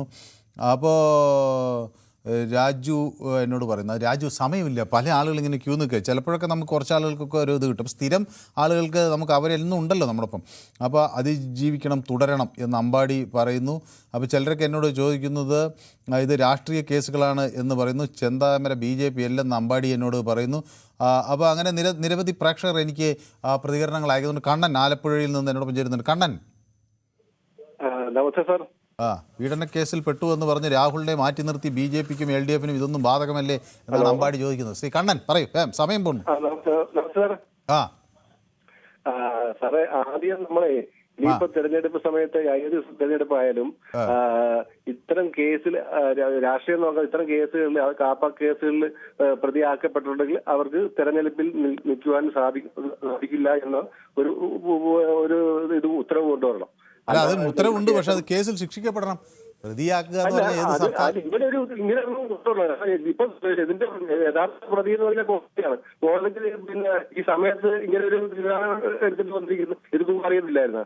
ഇപ്പൊ കോടതി എന്ന് പറഞ്ഞു കഴിഞ്ഞാൽ ഇപ്പൊ നമുക്ക് എല്ലാവർക്കും അറിയാം, പല കേസുകളിലും ഇപ്പൊ കോടതി ചില വ്യത്യാസമായ തീരുമാനങ്ങളൊക്കെ എടുക്കുന്നുണ്ട്. ശരി, ഓക്കെ, വ്യക്തമാണ് താങ്കളുടെ അഭിപ്രായം. അപ്പോൾ അജിത് കുമാർ എന്നോട് പറയുന്നത്, ചിലർ വരുമ്പോൾ ചരിത്രം പിറക്കും, അത് കണ്ടിട്ട് മോങ്ങിയിട്ട് കാര്യമില്ല, BJP ചരിത്രം കുറിച്ച് മുന്നേറുന്നു എന്നാണ്. ശരി, ഏതായാലും ഇങ്ങനെ ആളുകളെയൊക്കെ 19 കേസിലൊക്കെ പ്രതികളാക്കുമ്പോൾ നിങ്ങളിത് നോക്കിയിരുന്നല്ലോ എന്നാണ് എനിക്ക് പറയാനുള്ളത്. അന്നൊന്നും ഒരു പ്രതിഷേധവും ഒന്നും സംഘടിപ്പിച്ചില്ലല്ലോ. ഒരു പ്രവർത്തകനെ നിരപരാധിയാണെന്ന് നിങ്ങൾക്ക് ഉത്തമ ബോധ്യമുള്ളൊരു പ്രവർത്തകനെ 19 കേസിൽ പ്രതിയാക്കുമ്പോൾ നിങ്ങളതിന് ഒരക്ഷരം മിണ്ടാതെ കേട്ടു നിന്നില്ലേ എന്നാണ് എനിക്ക് ചോദിക്കാനുള്ളത്. അപ്പോൾ Shiju Kuriyath, VD Satheesan or VD Savarkar, what would you call? എൻ്റെ പൊന്നെ, ഈ ഷിജുവിന് എന്തൊക്കെയാണ്? VD സവർക്കർ, VD സതീശനും ഒക്കെ ഇപ്പോൾ ഈ ചർച്ചയിൽ എങ്ങനെ വന്നെന്ന് എനിക്ക് മനസ്സിലാവുന്നില്ല. ജനങ്ങളുടെ പ്രശ്നത്തെപ്പറ്റി എന്തിനു വേവലാതി എന്നാണ് എന്നോട് നന്ദകുമാർ ചോദിക്കുന്നത്. ഓക്കെ, അപ്പോൾ ഇത് കോടതിയെ വെല്ലുവിളിക്കലാണ് നമ്മൾ ഇതിൽ പറയുമ്പോൾ, നാണക്കേട് എന്നൊക്കെ പറയുമ്പോൾ ഉണ്ടാകുന്നത് എന്ന് ചിലർക്ക് എന്നോട് പറയുന്നു. അപ്പോൾ Kerala people don't want to see India alliance എന്ന് പറയുന്നു. അപ്പോൾ അതോടൊപ്പം എല്ലാവർക്കും നമസ്കാരം എന്ന് എന്നോട് സുനിലും പറയുന്നുണ്ട്. ഓക്കെ, അപ്പോൾ ചില പ്രേക്ഷകർ എന്നോടൊപ്പം ചേരുന്നത് നമ്മുടെ മോഹനൻ ചോറ്റാനിക്കര എന്ന ശ്രീ മോഹനൻ. ചുരുങ്ങിയ വാക്കുകൾ, സമയം ഇങ്ങനെ അതിക്രമിക്കും. ശ്രീ മോഹനൻ, നമസ്കാരം. നമസ്കാരം. ഇതിപ്പോ ബഹുമാനപ്പെട്ട ഹൈക്കോടതിയുടെ ഉത്തരവ് പ്രകാരം ഒരു പരിപാടി നടക്കുമ്പോൾ നമുക്ക് നിയമപരമായിട്ട് ഒന്നും പറയാൻ പറ്റില്ലല്ലോ. പക്ഷെ അത് ജനാധിപത്യത്തിന് കുറവല്ലേ എന്ന് ചോദിച്ചാൽ ആണെന്നാണ് എന്റെ അഭിപ്രായം. കാരണം ഒരു ഹൈക്കോടതിയുടെ ഉത്തരവാണ് പറയുമ്പോൾ, പക്ഷെ ഒരു ജനാധിപത്യത്തിന്റെ ചെറിയ ഭംഗിക്കുറവ് തോന്നുന്നു, അത്രേ ഉള്ളൂ. ശരി, ഓക്കെ, വ്യക്തമാണ്. റെജി ആലപ്പുഴയിൽ നിന്ന് ചുരുങ്ങിയ വാക്കുകളിൽ. നല്ലൊരു വിഷയം കേട്ടോ. കോടതി നമ്മുടെ ജനാധിപത്യത്തിന്റെ മഹത്വം സംരക്ഷിച്ചെങ്കിൽ പോലും ജനാധിപത്യ പ്രക്രിയക്ക് ഇതൊരു കറുത്ത ഏടായിപ്പോയി. എനിക്ക് അദ്ദേഹത്തിന്റെ കേസിന്റെ സ്വഭാവത്തെ പറ്റിയൊന്നും ഞാൻ പറയുന്നില്ല, എങ്കിലും ഒരു ഇന്ത്യൻ ജനാധിപത്യ വ്യവസ്ഥയ്ക്ക് പറ്റാത്തതൊരു കാര്യമായി എന്ന് തോന്നുന്നു. ഓക്കെ, ശരി സാർ. ഓക്കെ, അപ്പോൾ വ്യക്തമാണ്. അപ്പോൾ പ്രമോദ് നാണു എന്നോട് പറയുന്നത്, വാസുവിനെ കൊന്നയാൾ 10 വർഷം. ഓക്കെ, സാരാ സുബ്രഹ്മണ്യൻ എന്നോട് പറയുന്നത്, is it democracy to do the vote taking in jail എന്നോട് ചോദിക്കുന്നു. അപ്പോൾ നമ്മുടെ റഷീദ് കൊയിലാണ്ടി ഡേവിഡ് വിജയെ അധിക്ഷേപിച്ചു എന്നാണ് ഗോമാതാജിയുടെ ആക്ഷേപം. അങ്ങനെ സാഹചര്യമില്ല എന്നാണ് ഞാൻ വിചാരിക്കുന്നത്. അപ്പോൾ അത് ഞാൻ നേരത്തെ പറഞ്ഞില്ല. അപ്പോൾ അദ്ദേഹം അതിൻ്റെ കൂടുതൽ വിശദാംശങ്ങൾ ഇട്ടിട്ടുണ്ട്, ഞാൻ നോക്കാം. ഡേവിഡ് വിജയ് അങ്ങനെ പറഞ്ഞിട്ടുണ്ടോ? ഡേവിഡ് വിജയ് നമുക്ക് വേണ്ടപ്പെട്ട ആളാണ്. നമ്മുടെ രാജൻ തൃശ്ശൂരിൽ നിന്ന് എന്നോടൊപ്പം ചേരുന്നു. ശ്രീ രാജൻ, ചുരുങ്ങിയ വാക്കുകൾ, സമയം ഇങ്ങനെ അതിക്രമിക്കും. നമസ്കാരം. ഇല്ല, ഈ സത്യപ്രതിജ്ഞയിൽ അയാൾ എങ്ങനെയാണ് സത്യപ്രതിജ്ഞ ചെയ്തതെന്ന് എനിക്ക് മനസ്സിലാവട്ടെ. കാരണം ആള് പോസ്കോ കേസ് പ്രതിയാണല്ലോ. ഇപ്പൊ ഈ കോടതി എന്താണ് ഇങ്ങനെ കാപ്പ പ്രതി അദ്ദേഹത്തിനെ കൊണ്ട് സത്യപ്രതിജ്ഞ ചെയ്യുമ്പോ അയാൾ എങ്ങനെയാണ് എന്ത് വാക്ക് പറഞ്ഞാണ് സത്യപ്രതിജ്ഞ ചെയ്തതെന്നാണ് എനിക്ക് മനസ്സിലാവാത്തത്. കാരണം ഈ കാപ്പ കേസൊക്കെ പ്രതികളൊക്കെ സത്യപ്രതിജ്ഞ എന്താ വാചകം ഒന്ന് കാണാൻ കൊതിയുണ്ടായിരുന്നു. ഞാനിന്ന് പണിയിലായ കാരണം എനിക്കൊന്നും കാണാൻ പറ്റില്ല. എന്തരാവട്ടെ, എനിക്ക് ഇത്രേ പറയുള്ളൂ, നല്ല പ്രവർത്തകനാവട്ടെ, നല്ല കോടതി വിധി ഞാൻ അംഗീകരിക്കുന്നു. ആ ജഡ്ജിയെ കൂടുതലൊന്നും പറയുന്നില്ല, അയാളെ ഞാൻ ഒരു പിടി പൂ അദ്ദേഹത്തിന്റെ കാക്കിൽ വെച്ചു കൊടുക്കുന്നു. ഇത്രേ എനിക്ക് പറയുള്ളൂ. കൃഷ്ണൻകുട്ടി മണിമലയിൽ നിന്ന് എന്നോടൊപ്പം ചേരുന്നു. ശ്രീ കൃഷ്ണൻകുട്ടി, ചുരുങ്ങിയ വാക്കുകളിൽ, സമയം അങ്ങനെ അതിക്രമിക്കുന്നു. കാലം കഴിയും തോറും രാഷ്ട്രീയത്തിലെ ധാർമ്മികത എന്ന് പറയുന്നത് കുറഞ്ഞു വന്നുകൊണ്ടിരിക്കുക. അത് BJP അധികാരത്തിൽ വന്നതോടെ അത് പാതാളത്തിലേക്ക് തന്നെ പോയി, പാതാളത്തിലേക്ക് തന്നെ. ഇനി എന്തു ആകാം, ഇനി രാഷ്ട്രീയത്തിൽ എന്തു ആകാം, ഏത് രീതിയിലും അധികാരമാണ് പ്രധാനം, അതിന് ഏത് മാർഗവും സ്വീകരിക്കാം എന്നുള്ള മ്ലേച്ഛമായ ഒരു ചിന്താഗതിയുടെ ഫലമാണ് ഉള്ളൂ. ശ്രീ കൃഷ്ണൻകുട്ടി, അവര് വളരെ കുറവല്ലേ? രാഷ്ട്രീയം ഇങ്ങനെ അപജയം സംഭവിച്ചു എന്ന് പറഞ്ഞാൽ നിങ്ങൾക്ക് നേരെ തന്നെയുള്ള വിരൽ ചൂണ്ടലല്ലേ കേരളത്തിൽ? ഞാൻ പറഞ്ഞ ആരുടെയും ഒരു പ്രത്യേക പാർട്ടിയുടെ കാര്യമല്ല. ഇപ്പൊ ഈ കാലം കഴിയുമ്പോഴും BJP അധികാരത്തിൽ വന്നതോടെ അത് കൂടിയെന്നാണ് ഞാൻ പറഞ്ഞത്. അങ്ങനെയാണ് ഞാൻ പറഞ്ഞത്. കാപ്പ കേസിലെയൊക്കെ പ്രതിയെ അവർ ചെയ്യേണ്ടിയിരുന്നത് അയാളെ കൊണ്ട് രാജിവെപ്പിച്ച് അവിടെ പുതിയ തെരഞ്ഞെടുപ്പ് നടത്തി അവർ പുതിയൊരു മെമ്പറെ ഉണ്ടാക്കണം. അതാണ് അവർ ചെയ്യേണ്ടത്. വധക്കേസിലെ പ്രതികളെ പിടിച്ച് തെരഞ്ഞെടുപ്പിൽ നിർത്തിയ പിന്നെ താങ്കളുടെ പാർട്ടിയെ കുറിച്ച് തർക്കിച്ചു കഴിഞ്ഞാൽ നമ്മുടെ സമയം പോകും. ഞാൻ പറഞ്ഞു തീർന്നിട്ട് പറഞ്ഞോളൂ. അതായത് അതിന്റെ കൂടെ അതിനെ സപ്പോർട്ട് ചെയ്യാൻ കേരളത്തിലെ കോൺഗ്രസ് ഭരിക്കുന്ന സർക്കാരും കൂടെ കൂടുന്നുള്ളത് അതിനേക്കാൾ വലിയ നാണക്കേടാണ്. ഇത് കോൺഗ്രസിന്റെ BJPയുടെ മാത്രം പ്രശ്നമല്ല, ഇത് എല്ലാവരും ചെയ്യുന്നുണ്ട്. അങ്ങയുടെ ഈ MM മണി പെട്ടെന്ന് പിടിച്ച് മന്ത്രിയാക്കാനുള്ള കാരണം എന്താ? 1, 2, 3, 4 പ്രശ്നം നടത്തി. അവരും ചെയ്യാൻ പാടില്ലായിരുന്നു. അവര് അതിനെ സപ്പോർട്ട് ചെയ്തത് മാത്രമല്ല, പിന്നെ ഈ കണ്ണൂർ ജില്ലാ പഞ്ചായത്ത് പ്രസിഡന്റ് ആക്കിയിട്ട് ഫസൽ വധക്കേസിൽ 8ാം പ്രതിയെ വെച്ചത് ജയിലിൽ അതിനുള്ള സൗകര്യം ഉണ്ടാക്കി കൊടുക്കാമെന്ന് അവർ പറഞ്ഞു. അവർ ചെയ്യേണ്ടിയിരുന്നത് അവരെതിനെ എതിർക്കാന്നുള്ളതായിരുന്നു. എതിർത്തിട്ടും കോടതി വിധി ഇങ്ങനെ വന്നിട്ടുണ്ടായിരുന്നെങ്കിൽ അവർ സുപ്രീം കോടതി അപ്പീൽ പോകണമായിരുന്നു. ഇതാണ് ചെയ്യേണ്ടിയിരുന്നത്. അതിന് പകരം എല്ലാ സൗകര്യങ്ങളും ചെയ്തു കൊടുത്തതിന്റെ അർത്ഥം എന്താണെന്ന് വെച്ചാല് അവരുടെ ഡീൽ എന്ന് പറയുന്നത് വളരെ സ്ട്രോങ് ആയിട്ടൊരു ഡീലാണ് അവർക്കുള്ളത്. അത് ഏതായാലും നമ്മുടെ കേരളത്തിലെ പ്രബുദ്ധരായ രാഷ്ട്രീയക്കാർക്ക് അല്ലെങ്കിൽ പ്രബുദ്ധരായ ജനങ്ങൾക്ക് ദഹിക്കുന്ന ഒരു കാര്യമല്ല. അത് എല്ലാവരും അപലപിക്കേണ്ട കാര്യമാണ്. യാതൊരു കാരണവശാലും ഇതുപോലുള്ള കാര്യങ്ങൾ തുടരാൻ പാടില്ല. അതും കാപ്പ കേസിലെ പ്രതി 19 കേസിൽ ഒരാൾ പ്രതിയാവണമെങ്കിൽ ചെറിയ കേസൊന്നും അല്ല. അത് 19 കേസ് 1, 2 ആണേ വേണ്ടിയല്ല. അപ്പൊ ഇനി പുറത്തിറങ്ങിയ എന്തുമാത്രം കേസിൽ പ്രതിയാവുന്ന ആർക്കൊക്കെ അറിയാം. ശരി, അപ്പൊ സമയക്കുറവുകൊണ്ടാണ് അങ്ങ് പറയുന്നത് വ്യക്തമാണ്. അപ്പൊ ശ്രീമതി പ്രീത എന്നോടൊപ്പം ചേരുന്നു കോയമ്പത്തൂരിൽ നിന്ന്. Shrimati Preetha, good evening. Good evening Manu. Preetha അല്ല കേട്ടോ, ഗീതയാണേ. പേര് തെറ്റിയതാ, കുഴപ്പമില്ല. പേര് തെറ്റിപ്പോയി അല്ലേ? മനു മറന്നോ? കോയമ്പത്തൂരിന്നാണ്. ഇല്ല, ഞാൻ മറന്നിട്ടില്ല. ഞാൻ പ്രീത എന്ന് കേട്ടപ്പോ പക്ഷെ ശബ്ദം കേട്ടപ്പോ എനിക്ക് മനസ്സിലായി. ഇല്ല, അവിടെ ബഹളെല്ലാം ഉണ്ട്. ഇതെന്തറിയോ മനു, ഇപ്പൊ ഇതൊക്കെ എല്ലാരും കുറെ പോയിന്റ്സ് പറഞ്ഞു. They have secured A court order. അതിപ്പോ ഒരു ജഡ്ജിന്റെ പെർസെപ്ഷനില് ഇത്രയും വന്ന സ്ഥിതിക്ക് എത്തി. ഇതിന്റെ റൂട്ട് കോസ് എന്താണെന്നറിയോ മനു? ഇങ്ങനെ ഒരു കാൻഡിഡേറ്റ്, ഈ കാപ്പ എന്ന് പറയുന്നത് എന്താ? ഹാബിച്വൽ ഒഫൻഡർ, പോയിന്റ് നമ്പർ 1 അല്ലേ? ഗുണ്ടകളായിരിക്കണം, റൗഡീസ് ആയിരിക്കണം. അതിന് വെറുതെ ആരെങ്കിലും അങ്ങനെ കാപ്പ കേസിലൊക്കെ പെടുത്തു എന്നാ പിന്നെ അവരുടെ അവർക്ക് തന്നെ റിസ്ക് ആയിരിക്കില്ലേ അവരുടെ ജോലി ചെയ്തു. ഇങ്ങനെ ഒരു കാൻഡിഡേറ്റിനെ കണ്ടസ്റ്റ് ചെയ്യാൻ ഈ മൊറാലിറ്റി എന്ന് പറയുന്നത് ഒരു പാർട്ടിയല്ലേ? ഇവര് ഗംഭീരമായിട്ട് പറയേണ്ട ഇന്ത്യയിലെ ഏറ്റവും വലിയ പാർട്ടി ഒക്കെ ശരിയാണ്, ഇനി പറ്റിയ ഇന്റർനാഷണലി ബെസ്റ്റ് പാർട്ടി എന്ന് പറയും. there has been a problem, root cause ആണിത്. ഇങ്ങനെ ഒരാള് ശരി ഡിഫെൻഡ് ചെയ്യട്ടെ, നല്ല ഡിഫൻസ് ലോയറെ വെക്കട്ടെ, നല്ലോണം പൈസ ഇറക്കട്ടെ. അയാൾ ഇന്നസെന്റ് ആണെങ്കിൽ അയാൾക്കൊരു നല്ല ഹീൽ സെക്യൂർ അല്ലേ? അത് കിട്ടില്ലേ? അത്രയ്ക്ക് മോശമാണോ നമ്മുടെ ജുഡീഷ്യറി? അല്ല. പക്ഷെ ഇപ്പൊ ജുഡീഷ്യറിക്ക് എന്താ പറ്റിയ? They are in a tight spot. അവർ ഇത്രയും വന്ന സ്ഥിതിക്ക് ഓക്കെ ഓത്തെടുക്കുന്നു. ഇതിന്റെ മറുവശം എന്താണെന്നറിയോ? When people read about Kerala state, അത്യാവശ്യം നല്ലൊരു പേരൊക്കെ ഉണ്ടായിട്ടുള്ള ഒരു സ്റ്റേറ്റ് ആണ്. നമ്മളൊരു കാപ്പ പ്രതിയെ നമ്മളുടെ റെപ്രസെന്റേറ്റീവ് ആയിട്ട് ജസ്റ്റ് ഇമാജിൻ. അതൊക്കെ മോശമല്ലേ മനു? ഇവർക്ക് ഇത്തിരിയെങ്കിലും ആലോചിക്കണമായിരുന്നു. They should know.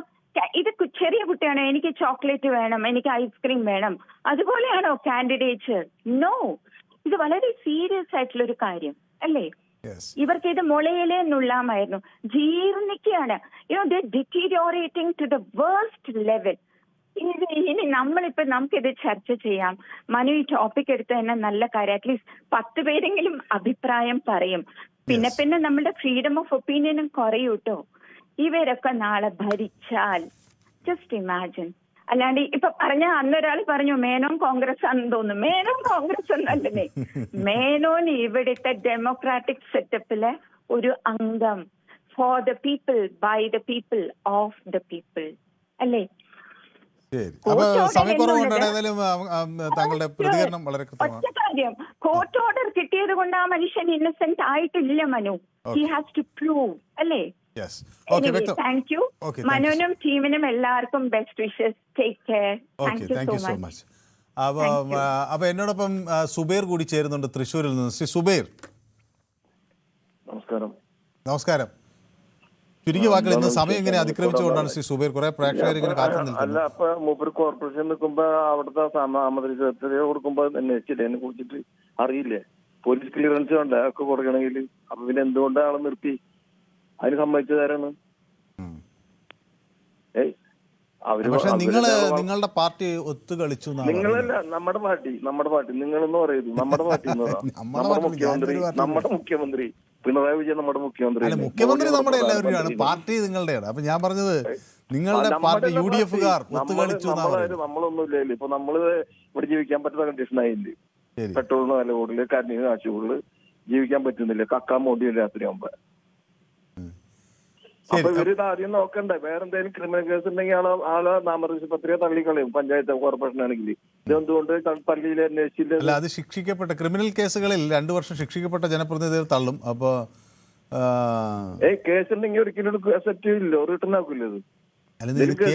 ഇത് വേറൊരു സവിശേഷ സാഹചര്യം. ഇത് കാപ്പ എന്ന് പറയുന്നത് നമ്മൾ ഉദ്ദേശിക്കുന്ന മറ്റേ ഭാരതീയ ന്യായ സംഹിതയുടെ ഭാഗമായി വരുന്ന കേസല്ലല്ലോ. ശരി, അപ്പൊ സമയക്കുറവ് കൊണ്ടാണ് നമുക്കൊരു സുബൈർ നമ്മുടെ സ്ഥിരം പ്രശ്നമാണ് സംസാരിക്കും. ഷാനവാസ് കരുനാഗപ്പള്ളി നിന്നാണ്. ഷാനവാസ്, ചുരുങ്ങിയ വാക്കുകളിൽ. അതെ. Good morning. Good evening. Okay, hello. കേൾക്കാം. ഞാനാണെങ്കിലേ ഒരു സന്തോഷകരമായ ഒരു വാർത്തയാണ്. അതായത് നമ്മൾ പണ്ട് കേൾക്കാവുള്ള ഈ കുരങ്ങന്റെ പൂമാല കൊടുത്ത മാതിരിയാണ് BJPക്ക് ഇപ്പം ഒരു ഭരണം കിട്ടിയത്. അതായത് പിച്ചി ചീന്തി കളയുന്ന മാതിരി പണ്ട് ആര്യ രാജേന്ദ്രന്റെ പുറയിൽ കുറെ സഹാക്കൾ പോയ മാതിരിയാണ് ഇപ്പോഴത്തെ ഡെപ്യൂട്ടി മേയർ കുറെ മാത്രം പോകുന്നത്. പക്ഷെ യഥാർത്ഥത്തിൽ നമ്മൾ ഇപ്പോഴത്തെ മേയറെ പോലും ആരും പുറത്തറിയുന്നില്ല. അദ്ദേഹത്തിന് സോഷ്യൽ മീഡിയയിലില്ല, ഒന്നുമില്ല. പ്രത്യേകിച്ച് നമ്മൾ നോക്കുന്ന ഡെപ്യൂട്ടി മേയർ പുറയിൽ മാത്രം പോയി വീഡിയോ കോൾ ഇടുക, അവരെ കുറിച്ചുള്ള കാര്യങ്ങൾ പറയുക, പോയിട്ട് പറയുക. പക്ഷെ മറ്റുള്ള ഭരണകാര്യത്തെ കുറിച്ച് വളരെ മോശമാണ് അവിടെ. ആ തിരുവനന്തപുരത്തോട് പോയി കഴിഞ്ഞാൽ മൊത്തം ട്രാഫിക് ജാം ആയാലും ആക്സിഡന്റ് ആയാലും എല്ലാം ആകെപ്പാട് താറുമാറായി. നാറ്റം കൊണ്ട് തിരുവനന്തപുരത്ത് കയറാൻ പറ്റാത്ത അവസ്ഥ. അങ്ങനെയൊക്കെ ഉണ്ടോ? ഞങ്ങൾ ഈ തിരുവനന്തപുരംകാരല്ലേ, ഇവിടെ താമസിക്കുന്ന ആളുകൾ. എനിക്ക് അങ്ങനെ പെട്ടെന്ന് BJP വന്നതുകൊണ്ട് അതോടുകൂടി മൊത്തത്തിൽ ഇവിടെ നാറിയിട്ട് നിൽക്കാൻ വയ്യാത്തുള്ളൂ. അതൊക്കെ കുറച്ച് കടത്തി പറയല്ലേ എന്നല്ല സുഹൃത്തെ പറഞ്ഞത്, എന്നല്ല സുഹൃത്തെ. നമ്മൾ ചിന്തിക്കേണ്ട കാര്യങ്ങളല്ലേ. ട്രാഫിക് ജാം ഒക്കെ അന്ന് ഒരു കൊല്ലം മുമ്പുള്ള അതേ ട്രാഫിക് ജാം തന്നെയാണ് ഇപ്പോഴും ഉള്ളത്.